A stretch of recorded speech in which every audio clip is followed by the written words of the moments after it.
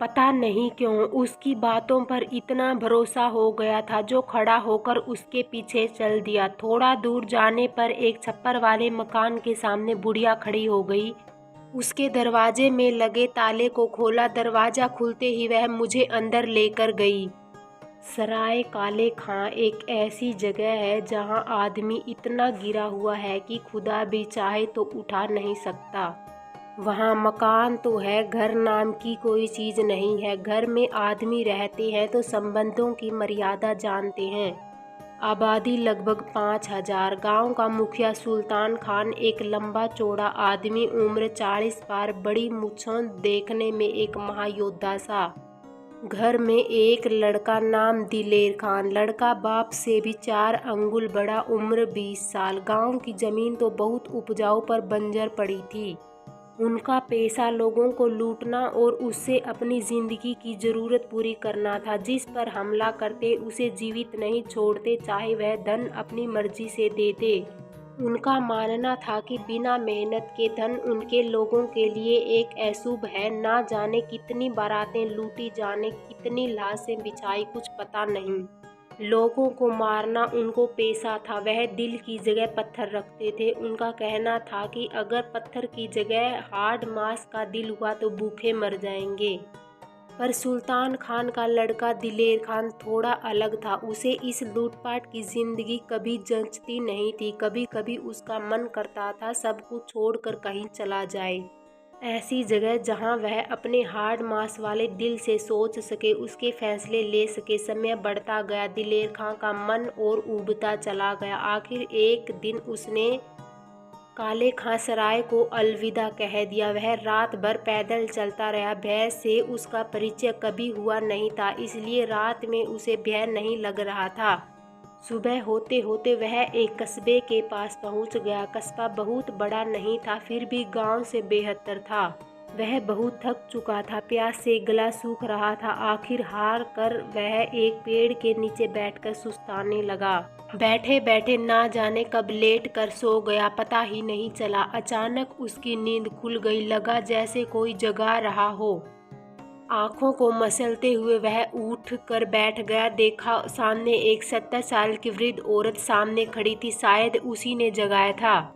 उसने प्रश्न सूचक दृष्टि से उसकी ओर देखा। वह बोली, बेटा लगता है कोई परदेसी हो। उसने हाँ में सिर हिलाया। फिर उसने पूछा, कहाँ जा रहे हो और कहाँ से आ रहे हो। एक बार तो उसे बहुत गुस्सा आया, फिर उसने अपने पत्थर दिल को काबू कर लिया। उसने उसी के कारण तो गांव छोड़ा था, अब उसे फिर मौका नहीं दूंगा। उसने चेहरे के भाव को बदलते हुए सहजता से एक झूठे गांव का पता बताया जो वास्तव में था नहीं। वह अपने उस दुर्दांत गांव का परिचय देना नहीं चाहता था। फिर बोला, माँ मैं काम की तलाश में हूँ, जहाँ काम मिल जाएगा वहीं रुक जाऊंगा।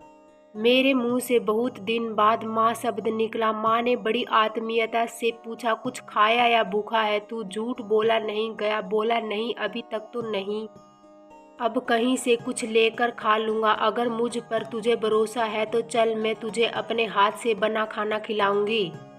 पता नहीं क्यों उसे उसकी बातों पर इतना भरोसा हो गया जो खड़ा होकर उसके पीछे चल दिया। थोड़ा दूर जाने पर एक छप्पर वाले मकान के सामने बुढ़िया खड़ी हो गई। उसके दरवाजे में लगे ताले को खोला। दरवाज़ा खुलते ही वह मुझे अंदर लेकर गई। अंदर से मकान बहुत सुंदर बना हुआ था, बिल्कुल साफ सुथरा था। भीतर बड़ी चारपाई पर मुझे बिठाकर वह अंदर चली गई। वापस आई, उसके हाथ में एक लोटा पानी और एक बर्तन में गुड़ था। पानी पीने को कहा, थोड़ा गुड़ खाकर लोटा भर पानी पी लिया। बुढ़िया ने एक बाल्टी और लोटा लाकर मुझे दिया। बोली, जाकर कुएं पर नहा ले, थकान छूमंतर हो जाएगी। मैं बाल्टी लोटा उठाकर उसकी ओर देखने लगा। उसकी बातें मुझे अच्छी लग रही थी। वह फिर से भीतर चली गई। जब वापस आई तो हाथों में एक अंगोछा और एक सफ़ेद धोती थी। मुझे देकर बोली, जाओ सामने एक कुआं है, वहीं नहा लेना। अभी और कुछ सोचता तब तक उस बुढ़िया माँ की आवाज़ आई, जल्दी से नहा ले, तब तक मैं तेरे लिए कुछ बनाती हूँ। नहा कर वापस आया तो उसने मुझे भोजन परोसा। इतना स्वादिष्ट खाना मैंने अभी तक जिंदगी में कभी नहीं खाया था। उसके बाद वह एक गिलास छाछ ले आई और बोली, इसे पी लो ताकि खाना पच जाए। मुझे फिर आराम करने को कहकर खुद अंदर चली गई। 1-2 मिनट में मुझे गहरी नींद आ गई। मैं काफ़ी समय तक सोया रहा। फिर जब उठ कर बैठा तो चारों तरफ हल्की धूप फैली हुई थी। तभी वह बुढ़िया माँ आ गई, मुस्कुराई और बोली, कुछ खाने का मन है तो बताओ। फिर वह गुड़ चबेना लेकर आई, सामने रख दिया। मैं धीरे धीरे चबाता हुआ सोच रहा था कि मैं जहाँ से आया हूँ वह दुनिया सिर्फ खुद के बारे में सोचती है, और यहाँ मैं आया तो उसने अपरिचित को अपने बेटे की जगह दे दी। फिर बुढ़िया माँ ने मेरी विचारों की श्रृंखला को तोड़ दिया। बोली, यदि तुम काम करने की इच्छा रखते हो तो मैं तुम्हें काम बता सकती हूँ। देखो बेटे, मेरे पास बहुत काम है। यदि तुम काम करना चाहो तो मैं तुम्हें बता सकती हूँ, बाकी तुम्हारी मर्जी है। यदि तुम काम करना चाहते हो तो मेरे पास कृषि लायक ज़मीन बहुत है, तुम उसमें अपना भाग्य आजमा सकते हो। बदले में मैं तुम्हें ₹4 हर महीने दूंगी। रहने के लिए मेरे घर रहो और खाने के लिए मेरे घर खाओ, पैसा नहीं देना है। मैं बोला, माँ आप मेरे बारे में क्या जानती हो? मैं कौन हूँ? पहले मैं क्या करता था? बिना कुछ जाने मुझे तुमने स्वीकार कर लिया। वह हंसती हुई बोली, तू कुछ भी हो, मुझे कुछ लेना देना नहीं है। माँ हूँ, जानती हूँ बच्चे के मन में क्या चल रहा है। मान ले तू कोई डाकू है, क्या करेगा? मुझे लूट लेगा या ज़्यादा से ज़्यादा मुझे मार देगा। मुझे इस बात का कोई डर नहीं है कि मैं यह सब बांध कर नहीं ले जाऊंगी। एक दिन सब यहीं छूट जाना है, किस बात का भय पालूं? दूसरी ओर मेरा लाभ यह है कि तू मेरे साथ रहेगा तो मैं 1 से 2 हो जाऊंगी। तेरे बहाने मैं कुछ बढ़िया बना कर खाऊंगी। मैं अकेली ज़मीन से हताश हो चुकी हूँ। मैं तो बाकी ज़िंदगी जीने का बहाना ढूंढ रही हूँ। अगर तू चाहे तो कुछ दिन मेरी ज़िंदगी थोड़ा खुशनुमा हो जाएगी। कल मैंने तुझे जिस हालत में देखा मैं समझ गई कि तू कोई वक्त का मारा हुआ है, इसलिए मैं तुझे ले आई। दिल से महसूस किया, पत्थर वाला दिल अब हार्ड मांस का हो गया था। जो कभी किसी का सिर कलम कर सकता था, आज उसकी आंखें नम हो रही थी।